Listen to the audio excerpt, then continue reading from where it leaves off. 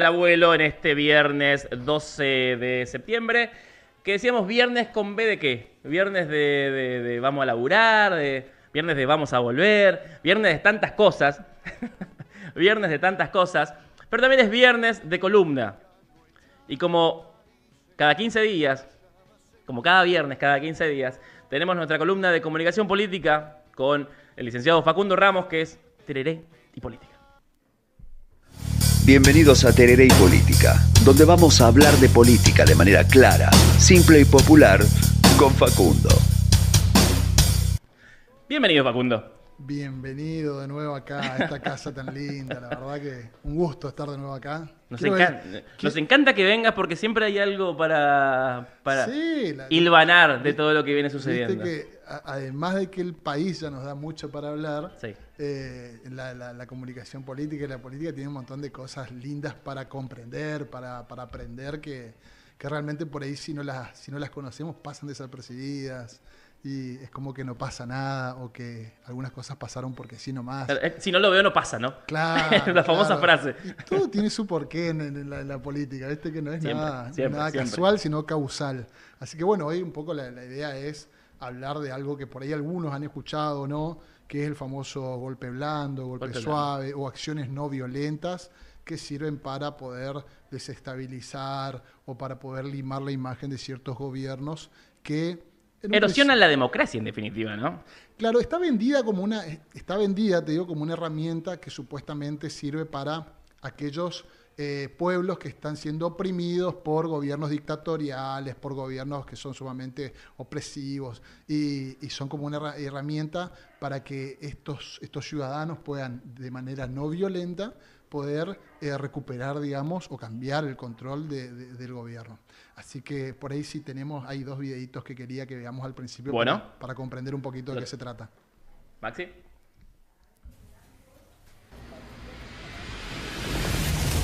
Argentina. No vienen por mí, vienen por ustedes.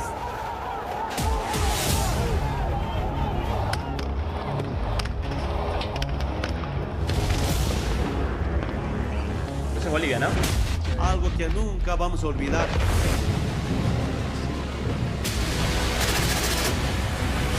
A construção de uma sociedade justa e democrática.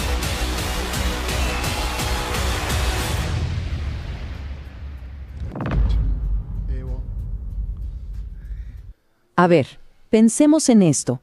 Cuando un pueblo se enfrenta a un régimen opresivo, ¿qué se puede hacer?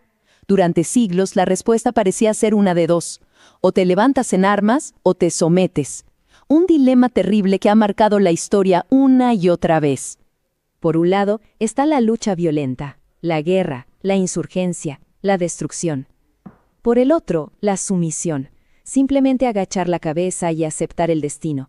Ninguna de las dos opciones suena muy bien, ¿verdad? Parecen caminos sin una victoria real para la gente. Bueno, un poco esta es la introducción porque esta era es un poco el fundamento de esta teoría que Gene Sharp, un politólogo que fallece en 2018, estadounidense, fundador de un instituto que se llama Albert Einstein, donde él desarrolla, publica y genera todo el conocimiento relacionado con la acción no violenta como una estrategia política, ¿sí?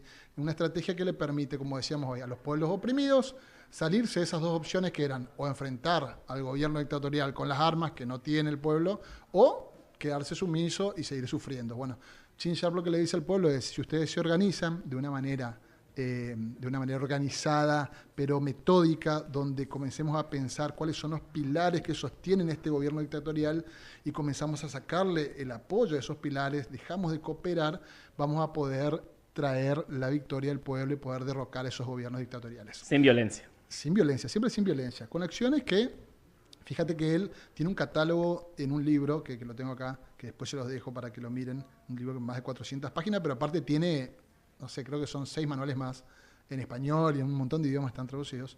Él detalla 198 métodos de protesta, no cooperación e intervención que hacen esta tarea de ir desgastando de a poco la imagen de un gobierno para poder llevarlo a, a que se vaya, a que no le quede más que salirse del poder y poder así llegar de otra manera. La primavera árabe es un ejemplo claro un ejemplo claro de cómo se fue generando todo esto, con protestas pacíficas que terminaron en el derrocamiento de un gobierno. Bueno, en nuestra región tenemos también ejemplos, ¿sí? Y entonces tenemos que pensar cómo se dan golpes sin militares en las calles, o cuando deja de ser una propuesta legítima y comienza a ser una protesta que busca la deslegitimación. Entonces yo comienzo a desestabilizar, a deslegitimar, para poder así llegar a un momento en el que la gente reaccione, ¿sí? Y donde la no cooperación del pueblo, que es la garantía del poder, porque el poder se basa en la cooperación del pueblo, en hacerte caso. O sea, el poder es la confianza del pueblo en que vos sos el que lleva las riendas de algo. Entonces la idea es ver cómo le saco el poder a estos es algo que se vio mucho en pandemia.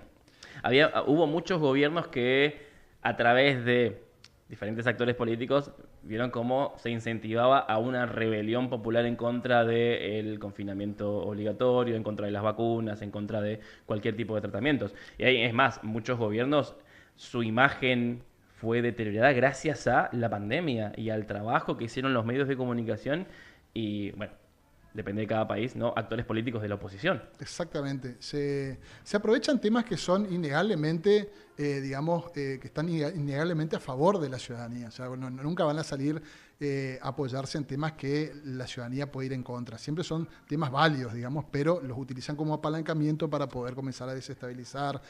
Por ejemplo, acá, como vos bien dijiste, el tema durante el aislamiento preventivo en pandemia, hay un sector político en Formosa que buscó desgastar la imagen del gobernador Infran, deslegitimar todas sus acciones y de esa manera comenzar a generar un malestar en el pueblo que llegó en un momento, en marzo, a generar realmente un evento sumamente peligroso en ese momento, no solamente para la ciudadanía, sino para también el gobierno, donde se buscaba desestabilizar justamente. Eso fue un ejemplo, pero casi de manual. Sí. ¿Qué le faltó para que sea de manual? Y de manual son estos procesos que terminan con la ayuda del Poder Ejecutivo, el Poder Legislativo o el Poder Judicial. Pero bueno, ahora vamos a ver ejemplos. Pero un poco es esto, una secuencia no armada que combina una narrativa, una movilización, una no cooperación y palancas institucionales, el Parlamento, la justicia, autoridades de control, entes internacionales que vienen a ser veedores de lo que hace un gobierno, yo que sé, Amnistía Internacional, claro. podemos hablar muchísimo, ¿sí? Para forzar la caída o comenzar a neutralizar un gobierno o su legitimidad. Y Gene Sharp lo que hace es, crea estos 198 métodos, o sea, los identifica, los define y los junta en 3 familias. Un grupo es lo que es la protesta y la persuasión, otro es la no cooperación tanto social como económica y política, y otro ya es la intervención no violenta, así comenzará a mostrarse. No sé si se acuerdan, después lo vamos a ver, pero algunas acciones que hayan sido visibles frente al Congreso, llamativas, bueno, después vamos a ver un poquito eso. Le quería pedir a los chicos el video número 2 que muestre un poco en qué se basa esta teoría. ¿Cómo funciona exactamente esta estrategia?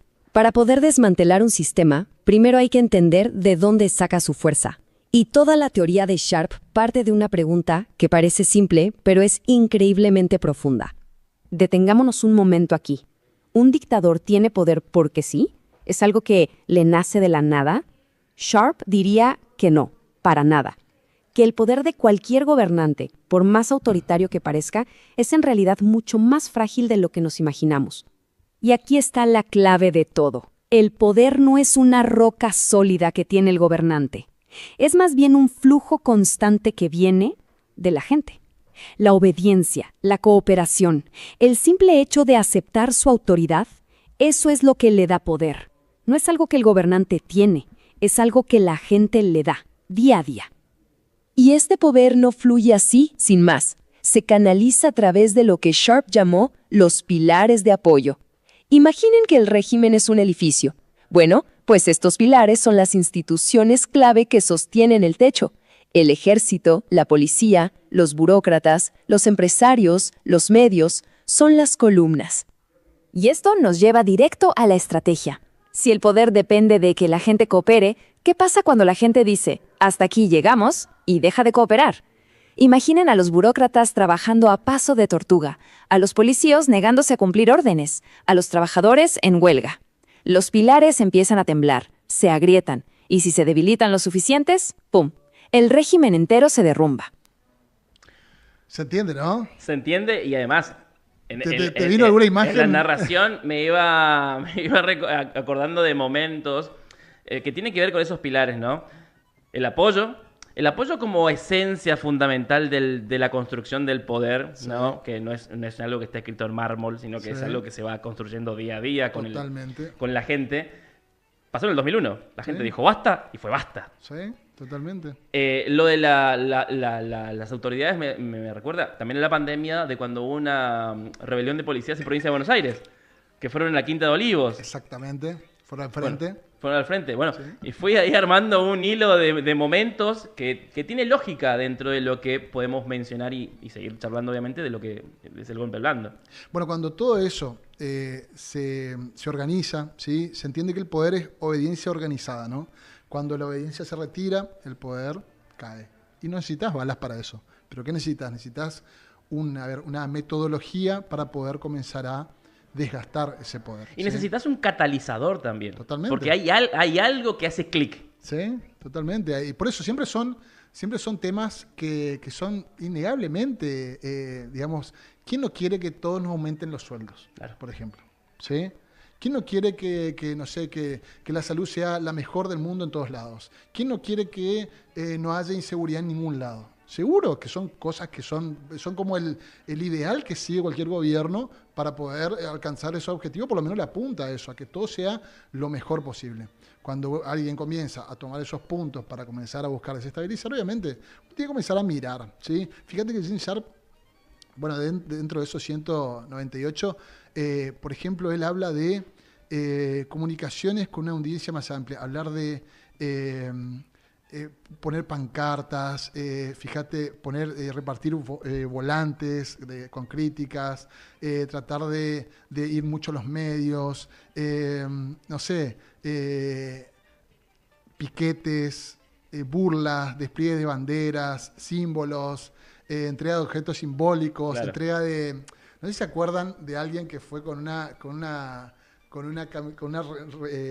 camiseta rayada a dar unos discursos a Clorinda. Sí.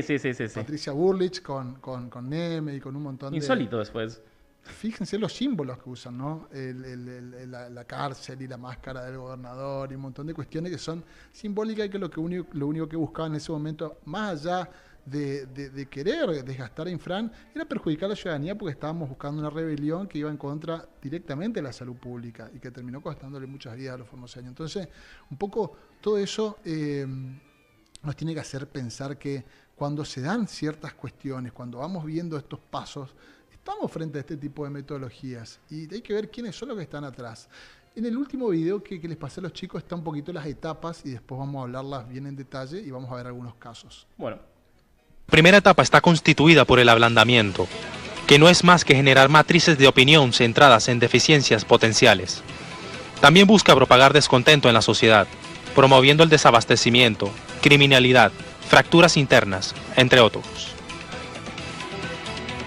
La deslegitimación es la segunda fase y busca generar una fractura ético-política en el país, impulsando campañas mediáticas donde acusan al gobierno de totalitarismo y pensamiento único, mientras su opción busca defender la libertad de prensa y los derechos humanos. La tercera etapa es denominada calentamiento de calle. Desde este momento se busca fomentar conflictos y movilizaciones de calle, basándose en una plataforma de lucha que globalice las demandas políticas y sociales, con el fin de generar molestia en la población para provocar diversos tipos de protestas y no reconocer las instituciones públicas para radicalizar la confrontación. La cuarta etapa es una combinación de diversas formas de lucha. Se establecen acciones armadas para justificar medidas represivas y crear un clima de ingobernabilidad. Al mismo tiempo, se promueve una campaña de rumores entre fuerzas militares para desmoralizar los organismos de seguridad. La quinta y última etapa es la fractura institucional. Sobre la base de acciones de calle, tomas de instituciones y pronunciamiento militar, se obliga a la renuncia del presidente. En caso de fracasar, se mantiene la presión de calle y se migra hacia la resistencia armada, con la finalidad de buscar una intervención militar internacional o el desarrollo de una guerra civil prolongada. Suena bastante. Sonó bastante. No nos vayamos tan lejos, No, acá, No. Hasta el punto 3 tengo un ejemplo en Argentina que es Vicentín. Sí, Vicentín. El caso Vicentín, todos recordarán el auto con el que decía todos somos Sí. Vicentín, gente cortando calle diciendo yo soy Vicentín. Sí, Bueno, eso se generó a raíz de los medios de comunicación. totalmente. Los 5 pasos se dieron, por ejemplo, lo que sucedió en Nepal hace unos días. Sí. Vemos ahí ya directamente. Bueno, pero fíjate, vos decís ablandamiento, pasó acá en pandemia, deslegitimización también, calentamiento de calle, no sé si te acordarás, protestas, Sí. cuando atacaron a la legislatura, cuando fue ese marzo tan complicado que quisieron atacar y entrar a casa de gobierno en la provincia de Formosa, son como cuestiones casi de manual donde después que se buscó la intervención de la provincia. Se sigue buscando. Claro, pero fíjate que desde ahí todo el tiempo fue, no, porque los derechos humanos, por la libertad de prensa, porque Amnistía Internacional, o sea, todo el tiempo se suma a esta teoría y esta estructura de trabajo que busca totalmente el desequilibrio de los gobiernos que por ahí, como te decía yo al principio, la teoría dice que esto está hecho para aquellos gobiernos que son dictatoriales, pero la realidad es que la derecha lo usó para todos los gobiernos que no le gustaron o que no le fueron funcionales, ¿sí? Entonces cuando vos tenés un gobierno no funcional, metámosle golpe blando, hagamos todo para que esto se caiga. Pasó en Venezuela, bueno, ahora vamos a ver algunos casos. Entonces tenemos el ablandamiento, la deslegitimización, donde se evalúan las decisiones que toma el gobierno, si te acordás, todo lo que pasa acá en algunas cuestiones está cerca de esto. Calentamiento de calle, protestas persistentes, paros, escraches, sentadas, etcétera. Tener pinzas institucionales, poder, si no se puede usar las instituciones locales porque no tienen votos, acá por ejemplo pasa, ¿qué hacemos? Traemos instituciones de Buenos Aires, traemos legisladores de Buenos Aires. Eso sí pasó hace poco, no sé si te acordás. Bueno, entonces pensemos cómo se dan estas cosas. Organismos internacionales, Amnistía, lo que sea, que venga acá a ver qué pasa en Formosa. Lo malo que es Formosa, nos ha pasado. Obviamente acá lo vamos a ver para otros países, ¿no? Y después la fractura de pilares, buscar la renuncia, buscar que el gobierno se quede aislado o caiga, ¿sí? Esa es la idea de esta teoría. Entonces, Sharp lo que dice es, de la etapa 1 a 3, protesta, persuasión y no cooperación. La etapa 4, intervención no violenta, apalancamiento de reglas formales. Y la etapa 5 ya, el objetivo es la coerción no violenta, la desintegración del soporte de poder, tratar de tirar esto. Entonces, como te decía yo, uno se pregunta, ¿esto es siempre antidemocrático? O sea, ¿es para buscar la democracia? La idea es que esto ayude a recuperar la democracia y no. La verdad que la derecha lo ha usado contra todos los gobiernos que no le gustaron o que no fueron funcionales y bueno, le metieron este tipo de acciones para tratar de implementar estos métodos. Esto igual, te pregunto, ¿no? Esto es muy de las democracias actuales, ¿no? Le tiene muy poca tolerancia o no banca las intervenciones militares, los golpes militares, pero sí le da mucha entidad a este tipo de procesos que son un poquito más largos, son más extensos. ¿Pero por qué? Porque está mal visto en la sociedad el tema de una intervención militar. Entonces, jamás te pondría el ejército, pero sí te pongo un ejército de periodistas, un ejército de abogados que te revienten y que hagan que tu imagen se lime totalmente y que yo pueda decir que vos sos un delincuente y que la gente entienda que vos sos un delincuente, claro. ¿Sí? Porque vos decís, bueno, perfecto, no sé lo que pasó, te estoy dando un ejemplo nada más, y no estoy hablando de la inocencia o culpabilidad de una persona, pero ¿alguien vio cuando López revoleaba los bolsos al convento? Nadie, vos le pregunté a la gente si lo vio y todos dijeron que sí. ¿Por qué? Porque cualquiera que le preguntaba, sí, vio los bolsos, cómo los revoleaban, pero nunca hubo una imagen de eso, no hay una sola toma de eso. Pero toda la gente tiene en el imaginario eso. Sí, la bóveda enterrada en la Patagonia también, ¿no? Que llevó al fiscal Mariscuán con una máquina ahí excavando en cualquier lugar. Que termine la culpabilidad, eso no hay problema. Eso yo estoy totalmente de acuerdo con eso. Pero yo hablo de lo que es el poder mediático, cómo generan imágenes que no existen, porque nadie vio eso. Y todo el mundo te dice que sí, obviamente lo vi. No existe ni una imagen, nadie mostró eso. O sea, se vieron otras imágenes, pero nadie revoleando bolsos. Entonces, y eso lleva incluso a la radicalización de ese mensaje, ¿no? Porque te van quemando el coco, porque literalmente los medios de comunicación tienen un sistema muy aceitado para eso. Te van quemando el coco y quiero llevarlo ese ejemplo a el intento de magnicidio, por ejemplo, de Cristina. Sí, totalmente. Que fue durante mucho tiempo generar un ambiente de violencia. Fíjate lo que pasó en Estados Unidos. Bueno, sí, Charlie Kirk. Por eso, lo que pasó en Estados Unidos, lo que está pasando en Nepal, se generan ecosistemas de violencia donde la violencia es la única respuesta, ¿sí? Donde el diálogo no existe, donde la posibilidad de generar consensos, que son los que te garantizan la gobernabilidad, tampoco existen. Lo estamos viendo en Argentina. O sea, la incapacidad de generar consensos y de generar solamente un discurso violento hace que hoy por hoy el gobierno tenga que comenzar a pensar qué va a hacer para las próximas elecciones, porque realmente se dio cuenta que por ese lado no es. O sea, la gente que antes lo apoyaba, hoy por hoy ya no está apoyando ese discurso violento, y lo vimos claramente en las urnas en la provincia de Buenos Aires. Entonces, esto hay que comprenderlo como procesos. Pasó en Paraguay con Lugo, el juicio relámpago que le hicieron, ¿sí? Un proceso express, con pinzas parlamentarias, con protesta en la calle, con fractura de apoyo, lo destituyeron directamente. Brasil, 2016, con Dilma, el impeachment por todo lo que fue el tema de los fiscales, las calles encendidas, narrativa anticorrupción, Congreso alineado, destitución. Para uno fue una defensa constitucional, pero para otro fue un golpe blando perfecto. De punta a punta. De punta a punta. Un congreso que también Bolivia, fue... 2019, con Evo también, la misma secuencia, crisis electoral, movilización, policía cuartelada, intervención institucional, fractura de pilares. Ahí también con un rol, quiero hacer un paréntesis, porque yo en ese momento fui muy crítico de Luis Almagro, ¿Sí? de la OEA, Sí, totalmente. que tuvo un papel Almagro primordial. Almagro fue funcional a la Embajada de Estados Unidos. Todas las veces que yo lo pude observar o analizar, nunca el tipo accionó en contra. O sea, pasó lo mismo con Guaidó, que estuvimos hablando. O sea, los tipos avalaban todo eso. Increíble. El tipo autopercibido presidente, ¿no? Que a pesar de que nadie lo votó a Guaidó, él se declaró presidente de Venezuela.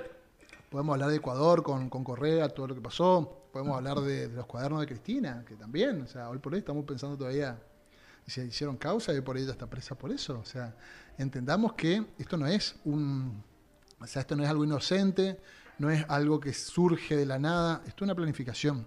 ¿Y existe? O sea, no hay un verso, hay una teoría detrás. Ayer pasaron dos cosas que a mí me llamaron mucho la atención y que tienen relación con esto que estamos hablando.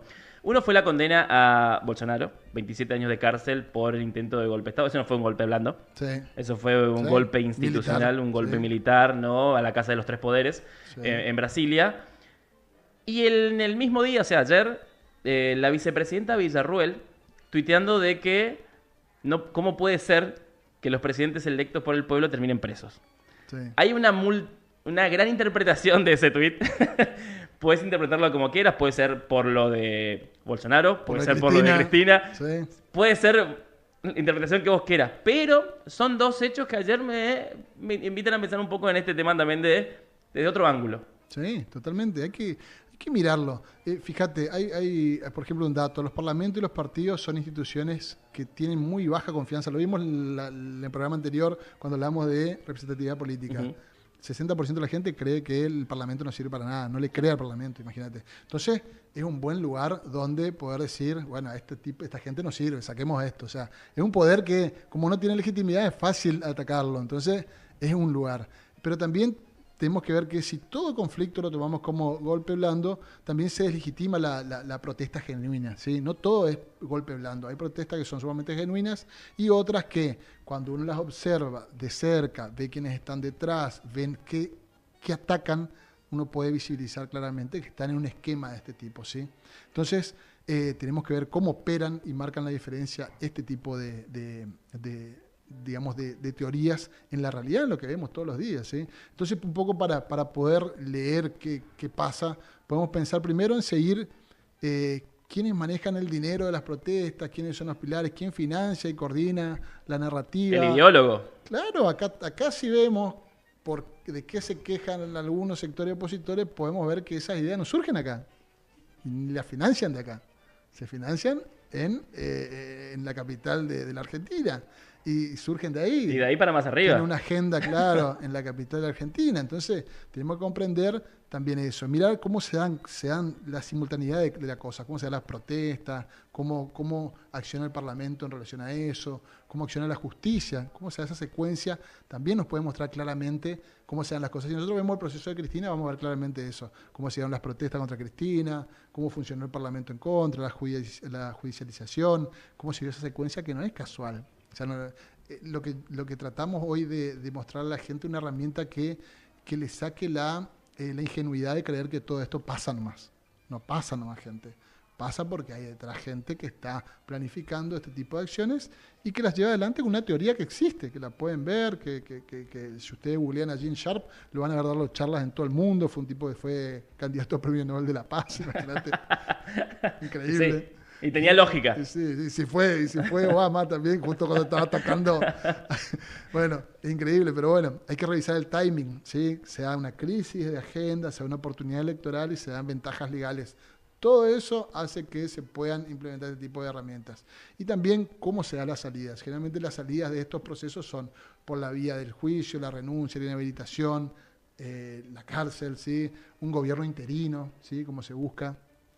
Acá me causa, no gracia, porque la verdad que no es gracioso, pero la obviedad que tienen cuando hablan del gobierno de Formosa y tratan de llevarlo hacia ese lugar, ¿sí?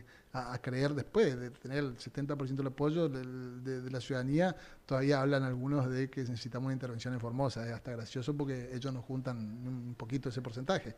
Entonces, es un poco... Ni siquiera en el Congreso tienen los votos para una intervención. No tiene nada, por eso te digo, es un tema que es totalmente, está dentro de la mente de algunos que están un poquito desubicados en lo que es el contexto sociopolítico, ¿no?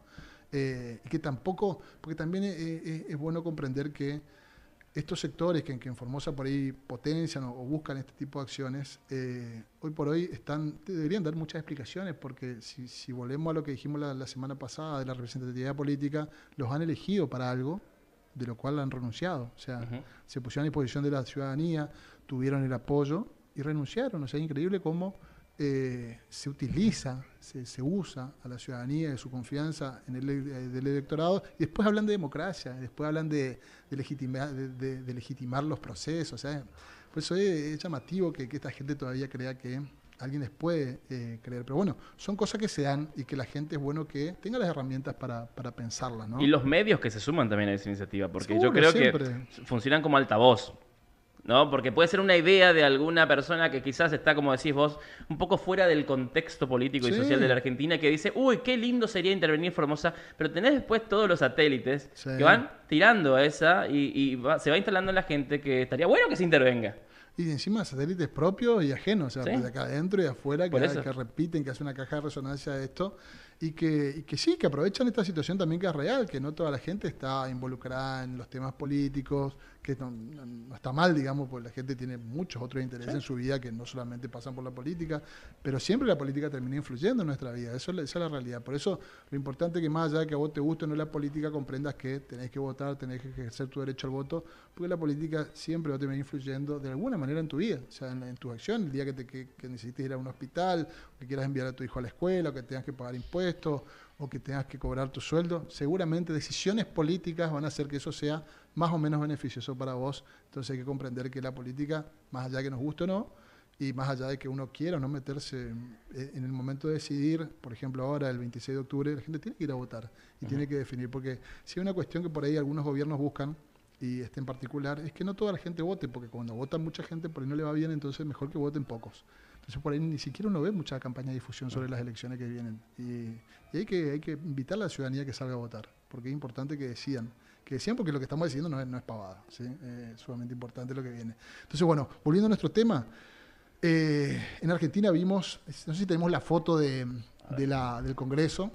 Ah, sí, tremenda. Pandemia fue eso. Sí, en pandemia. Esto es una visualización de lo que es una de las acciones que se utilizan en los golpes blandos. También podemos hablar de los paquetes de polenta en el Obelisco, cuando se le pedía a Alberto el tema de la comida, de la pobreza, los besazos, los abrazos simbólicos, los pañuelazos, los cacerolazos, los banderazos, las marchas con velas, antorchas, las marchas del silencio, todo lo que sea simbólico y que defienda o tenga detrás un tema que puede ser sumamente válido. Por eso siempre hay que tener la capacidad de separar lo que es una protesta o una expresión válida, ¿sí?, de lo que es algo que está contextualizado dentro de este tipo de teorías que terminan buscando solamente el desgaste del gobierno. ¿Sí? Las huelgas, los paros generales, los acampes, los boicots de consumo, por ejemplo, los supermercados vacíos, no comprar,